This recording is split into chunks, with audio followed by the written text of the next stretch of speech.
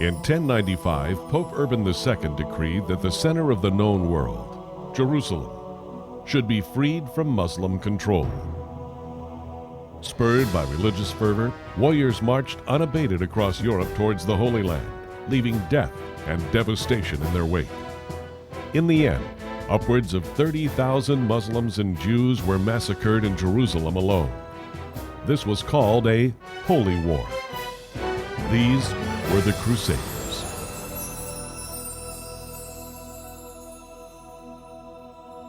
Shalom. Hello again, and welcome back to our series about the Crusaders.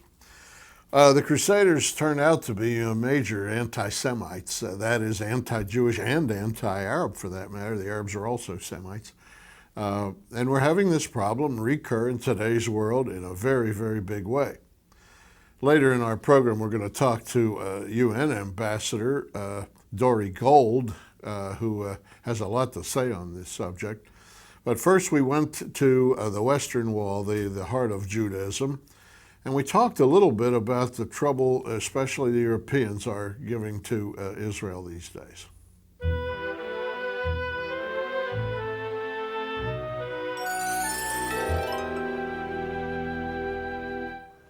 Well, here we are back at the center of the earth, and as usual, there is balagan, confusion, chaos.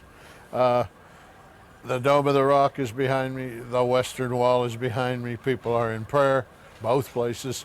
Look at the number of fences and the number of police and the number of soldiers, and you get some idea of what's going on here where intersection of religions occurs, and where I'm afraid anti-Semitism prompts us to make a program. It's this latest European slander.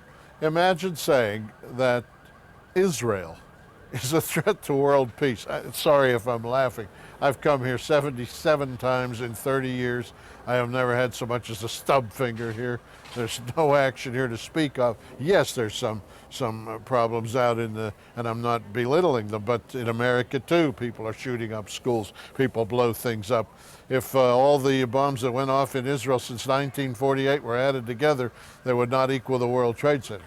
And I'm just comparing land to land. Of course, America was also indicted by this European slander. America is also considered a danger to world peace by the Europeans. And you have to ask, are the people who answered the survey simply out of their minds, or are they prejudiced against progressive democracies and free lands, or what are they thinking when they say that? Now, I've said it before, but the problem with anti-Semitism, anti-Israelism, which, by the way, are exactly the same thing. You cannot say, I like my Jewish neighbors, but I dislike the policies of the government of Israel. Can you say you like the French people, but you hate their country? That's the same thing. It's just that anti-Semitism now is taking a form of anti-Israelism, if you like. And the problem in both, though, I think, is with God. It's not about the Jews. Most anti-Semites don't even know any Jews. They have a problem with God, and God is everywhere evidenced by the presence of the Jews and by Israel. They can't admit out loud that they're not rightly related to God, or even that they hate God, which is true in some cases. But they act it out in their hatred of what God has chosen and what God has made, the Jewish people and Israel. It's true in Europe, in France and England and Germany. They have long histories of hating the Jews. It's not a new situation. 1,000 years ago, when they murdered Jews on the way to the Crusades, there was no West Bank to talk about, and no occupation by the Jews of some kind of Arab land, etc. That's completely, and yet they still evidence the same hatred. And in the Holocaust, Israel was not a Jewish nation at all as yet. The same anti-Semitism was there. The problem is with God. And between the Europeans and even American militias and Ku Klux Klan and all the rest of it, the problem is not about the Jews really. It just comes out that way. Unbelievers everywhere resent the Jews and Israel. They are successful. They are doing their job. The Jews are a blessing to all nations as they were supposed to be. Israel is a progressive a liberal democracy, a free country running like a watch, productive, and all taken together, there's no fault really to be hated by anyone or even disliked by anyone. Another problem that's sort of biblical is that it is prophesied that anti-Semitism will be a sign of the end, and it has been growing through all the time of the ages since the Lord was here, and through the Middle Ages and so on. But at the end in particular, Matthew 24:9 specifies, ye shall be hated of all nations. Now, why all the nations would hate a nation of 5 million people that's impossible to explain. When I was in Chicago, I said carelessly with the old figures in my head, gosh, Israel is the same size as Chicago. No, Chicago's 5 times the size of Israel. The whole world's not coming down on Chicago or any city that size. This is a very small country, really an unimportant country. It's just hatred of Jews that brings the attention at this country. And it is a matter of prophecy. Look, as we go on, we're going to have the invasion of Gog and Magog. I have in the past connected the roadmap to peace with this upcoming invasion, or one leads to the other. And finally, even Armageddon. The roadmap is leading there. We've had a whole series of programs called Roadmap to Armageddon. The whole rest of world history of the unbeliever until the kingdom starts is about getting the Jews out of Israel. It's about anti-Semitism and anti-Israelism, and that's biblically stated, and it's going on in reality. And the next factor is money, the root of all evil biblically. Oil, that's the root of a lot of the conflict here. The Arabs have it, the Europeans want it, the Americans want it. It's running the economies of the world, and of course the result is a partisanship toward the Arabs, toward the Palestinians, and it's not to be conquered other than by a lack of materialism and a new interest in God and in faith and in the right things of life, not in the material things or things that are bought with money. And a final point about anti-Semitism and anti-Israelism is simple envy. Now, the Jews can't help being successful. The Abrahamic covenant, and God chose Abraham arbitrarily. He was a Gentile when God chose him, and he said, I'll make of you a great nation, and they will be a blessing unto all nations. Now, to be a blessing to all nations, you have to be contributors, successful, progressive, and they are doing it. They are accomplishing it.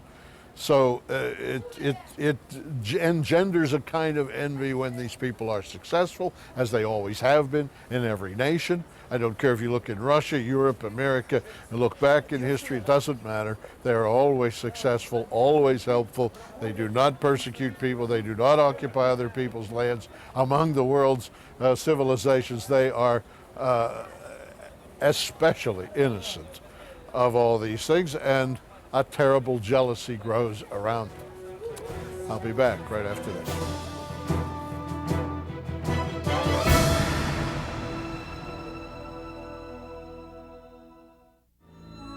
For a biblical perspective on what is happening in Israel and the Middle East, ask for Zola's free monthly newsletter, The Levitt Letter.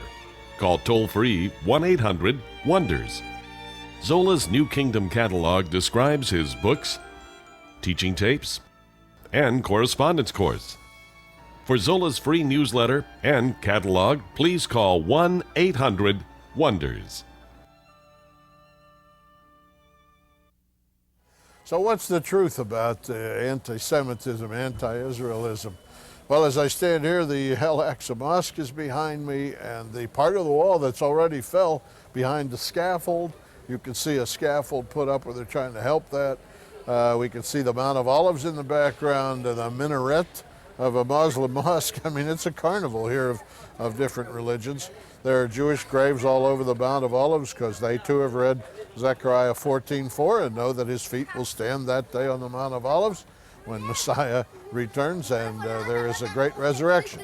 School children are passing by us, and when you make a TV program here, it's a little like going to the circus. But the truth is, okay, one man's opinion is Israel is 100% blameless. There's no truth at all to the idea that they are brutal or tough or powerful or mean to the Arabs or too harsh with the Arabs. There's no truth to the idea that Sharon is some kind of hardliner, whatever that means. The New York Times said that hardliners wanted to build the fence around the settlement of Ariel. That's the hard line. So I took off with that, and I thought, well, then the middle ground reasonable people must want to expose the settlers at Ariel to suicide bombers, and the softliners probably want the people of Ariel to just blow themselves up without causing the Palestinians to have to come there.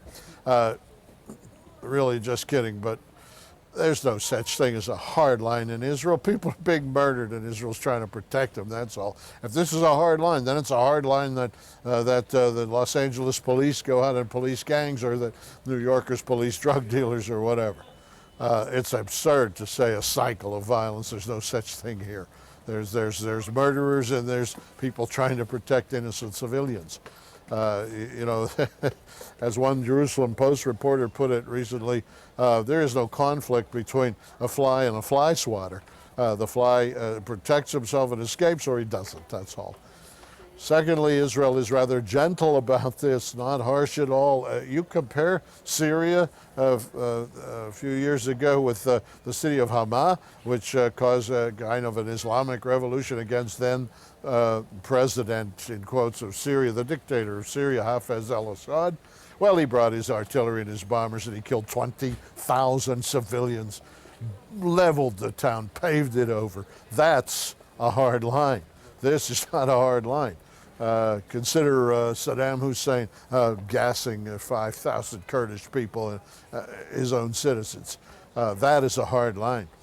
If you consider Jenin, where the Israelis are accused of a massacre, soldiers went in on their feet, and they took many casualties in order to protect civilians that were there. They could have done the job with airplanes, with bombs, with things where they wouldn't lose any lives, but they chose to go the other way, and then the world said there was a massacre and so on. Ridiculous. There was no such thing. The things going on in Gaza. You know, the Israelis target killers like the FBI targets mafia hitmen. I mean, this is police work. This is how things are done. And they can't arrest them here and bring them to trial, but they settle with them. Well, the Arabs on CNN scream about each civilian casualty that happens as some kind of a collateral casualty.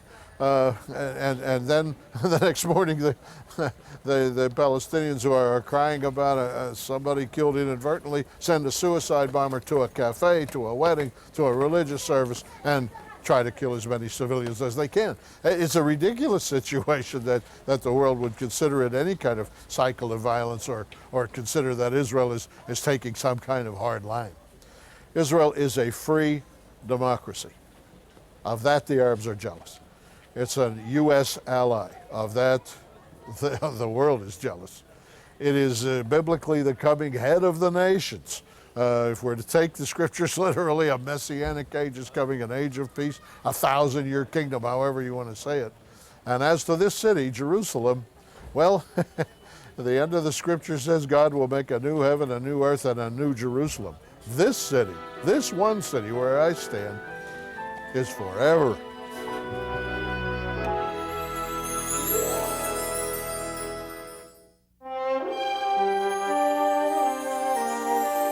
Thus saith the Lord God, I shall gather you from the peoples, and assemble you out of the countries where you've been scattered, and I will give you the land of Israel. The wilderness and the dry land shall be glad. The desert shall rejoice and blossom as the rose. You shall know that I am the Lord, when I bring you into the land of Israel. Yes, come on to a tour with us. We're going to have one in March and June this year, in October as always. We've never stopped taking our tours. There's no reason to. It's much safer in Israel than it is in America, and I don't care where you live in the United States, that's true. Compare an equal population in Israel with your population, you'll find you're safer there. And it's just a beautiful thing for Christian people to do. It's a grand witness. Come on one of our tours. We talked with Dory Gold at some length because he was one of the Oslo negotiators. He sat down with the unenviable task of trying to hammer out a peace treaty with the Arabs who call themselves Palestinians. We started by asking him how it was to deal directly with Yasser Arafat. You know, Arafat was a tremendous mystery for me when I first met him. Because I sat across the table from an individual who was just making up stories, making up total fabrications. And I walked away from the meeting thinking, how did this guy become a world leader that could walk into the Élysée Palace in France, have the red carpet rolled out to him? I mean, how come he wasn't thrown down the stairs? Now, it turns out Israel finally found the documents which proved that when Israeli forces in Operation Defensive Shield went into his headquarters, for example, we actually have authorizations for payment in Arabic to Tanzim, that's the militia Fatah organization, to Tanzim operatives who are involved in preparing suicide bombings. You have a request by Marwan Barghouti that each of them be paid, I don't know, $2,000 or $1,000, and Arafat says, no, $600, and signs it, Yasser Arafat, in Arabic.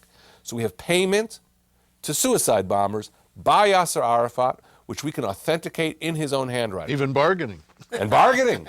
So, you know, how can anyone expect that anybody who authorizes suicide bombers against Israel is going to make peace with Israel or dismantle Hamas, Islamic Jihad, or his own terrorist organizations? It's not going to happen. Just not going to happen. It's not going to happen. Okay. I want to ask the wide open question, what is going to happen, but it's hardly a fair question. What are you working on now? Which way is the government going? What's the feel for the future? First of all, Israel is a country that's committed to peace. Peace is a strategic objective for Israel. The question is, how do we reach peace? The best way, if we could sit with a Palestinian leadership that had a sense of fair play and compromise, and we'd sit across it from the table, we'd reach a compromise, you know, we split the difference, whatever it is, and we walk away and announce our achievement. That's probably the hope of many Israelis. At the same time, it's more realistic to expect that conflicts of this sort are probably resolved in different ways. Oftentimes, the parties in a conflict of this sort accept a certain modus vivendi that emerges. And that modus vivendi is later enshrined by lawyers as a peace agreement. But whether we can actually negotiate the peace, which is preferable, or whether we have to accept a modus vivendi, I'm not sure. But I think we have to have a more realistic outlook at how hard ethnic conflicts are resolved. The other thing I think we have to take into account is, what's the end game? You know, everyone is absolutely certain that there's going to be a Palestinian state. Is anyone absolutely certain that Bosnia is going to remain one country? That the Croats, the Muslims, and the Serbs don't split apart and join different existing states, particularly the Croats and the Serbs? Is anyone certain that Kosovo will become independent or will be reincorporated into Yugoslavia? Nobody knows the answer to these questions. Nobody knows what's going to happen to Cyprus. Divided between Turks and Greeks, or will it stay a united entity? Nobody knows. And so I don't think anybody can state with certainty what in 20 years is going to emerge here. What has to emerge is that Israel has to be safe and secure. Palestinians have to have political rights that are protected. And where the borders lie and what are the contours of the settlement, what's the role of Jordan in the future, that's up for question. Since you bring up Jordan, there are plans of different people to transfer or make some arrangement with Jordan. They say it really was the Palestinians say that was the intention to start with. And everybody would be better off and happier if the Palestinians here would volunteer to move across the river and let Israel be here and let them be there. You know, unless they sign up for real allegiance to Israel sincerely, etc. I personally do not believe in transfer. I think it's a very dangerous idea to put forward because what might seem as a negotiated transfer could end up becoming a forced transfer, and we don't want to go down that road. But what is true is that whatever Palestinian state emerges or entity emerges in the West Bank and Gaza cannot have, you know, the kind of full sovereignty that the Palestinians are expecting. Example, today it takes for a fighter plane, like a Sukhoi 24, to fly from the Jordan River to the Mediterranean, 3 minutes. Yeah, I thought. 3 minutes, they cover the whole West Bank and Israel. Yeah. Now, it takes a minimum of 2, maybe 3 minutes to prepare for adequate air defense. So you're going to cut Israel's 3-minute warning time down to less, so they can't even provide an air defense. That's why every Israeli Air Force commander has said that Israel must have control over the airspace over the West Bank, even if a state emerges there or some other kind of political entity. Now, that means that the Palestinians can probably express their full national aspirations in the context of Jordan, where they're a majority. It has to be done in a way that protects the Jordanian kingdom, which has been a good friend to the United States and friendly to Israel. But it's clear that in the long term, in the future, the reintegration of the Palestinians in the West Bank to a Jordanian political entity seems to make sense. But that can only happen if the Jordanians want it to happen and see that that is the road in which history is moving. Well, the compromise you put forward, granting Palestinians a territory to make a state, aren't you afraid that the same policies will go on, and in fact they'll have a way to import weapons and soldiers and so on onto sovereign territory they now control if you give them land in the West Bank? Well, here, my answer to that is that any arrangement we make with the Palestinians with respect to the governmental powers they have or the territory they have has to be done taking into account the fact that they could violate the agreement.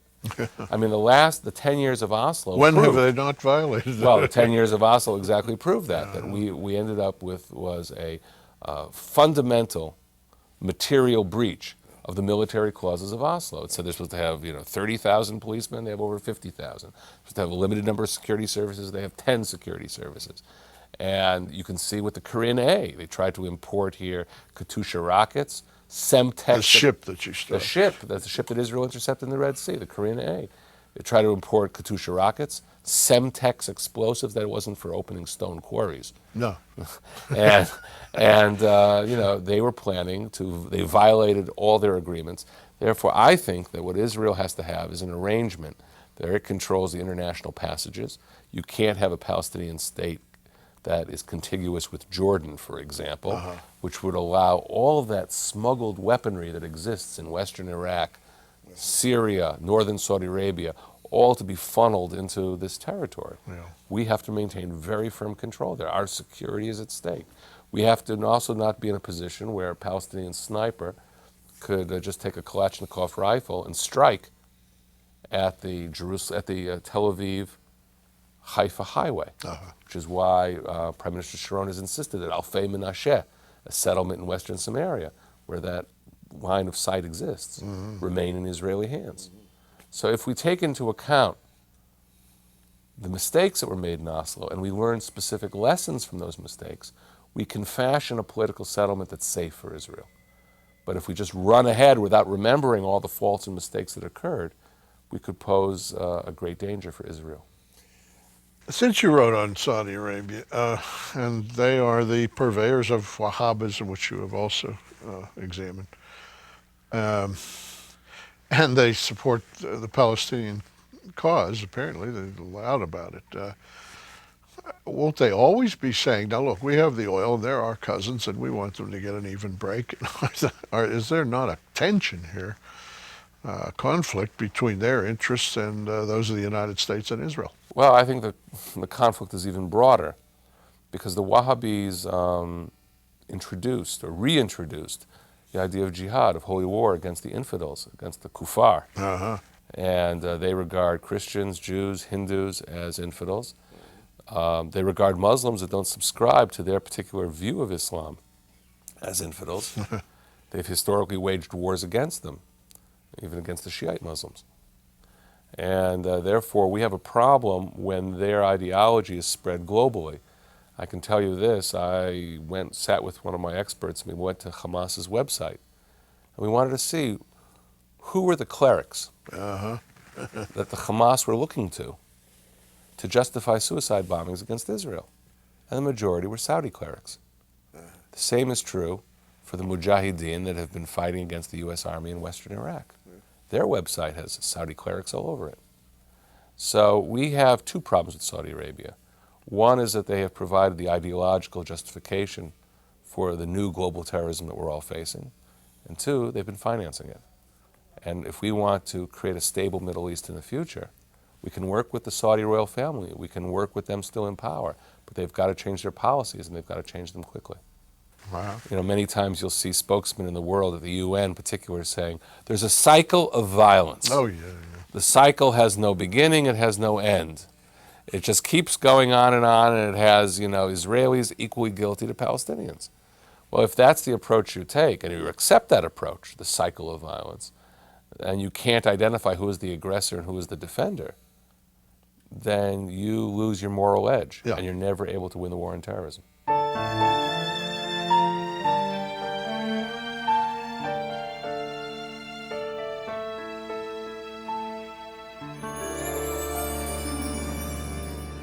Let's face it, the United States is kind of a rookie at fighting terrorism. We have the so-called war on terrorism. That's just a Washington expression. The Israelis have a real war on terrorism. We're not really chasing terrorists any place that I can see.